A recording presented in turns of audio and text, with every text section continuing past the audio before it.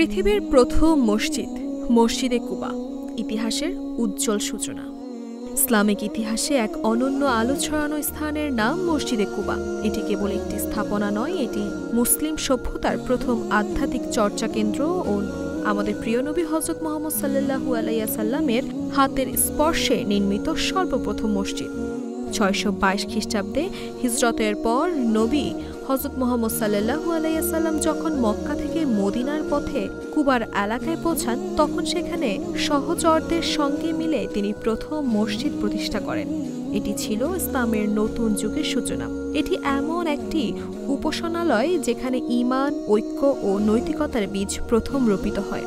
মসজিদে কুবা তার সরল, শান্ত এবং পবিত্র পরিবেশের জন্য বিখ্যাত। সাদামাটার নির্মাণশৈলীর মধ্যেও মসজিদটি সৌন্দর্য, মর্যাদা ও গাম্ভীর্য উপস্থাপন করে।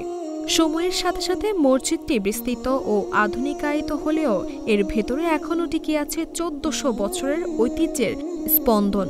হাদিসে উল্লেখ আছে, যে ব্যক্তি ঘরে অজু করে মসজিদে কুবায় এসে ২ রাকাত নামাজ আদায় করবে, সে একটি ওমরার সোয়াব পাবে। এই কারণে প্রতিদিন হাজারো মানুষ কুবায় আসে ইতিহাস ও ইবাদতের অপার মিশেলে নিজেদের ভরিয়ে নিতে। মসজিদে কুবা শুধু পৃথিবীর প্রথম মসজিদ নন, এটি ইসলামের শেকড়, ঐতিহ্য ও ঐক্যের এক অবিস্মরণীয় সঙ্গী। আজও এটি যেন ইতিহাসের কানে কানে বলে, মুসলিম বিশ্বের আধ্যাত্মিক যাত্রা শুরু হয়েছিল এখানেই।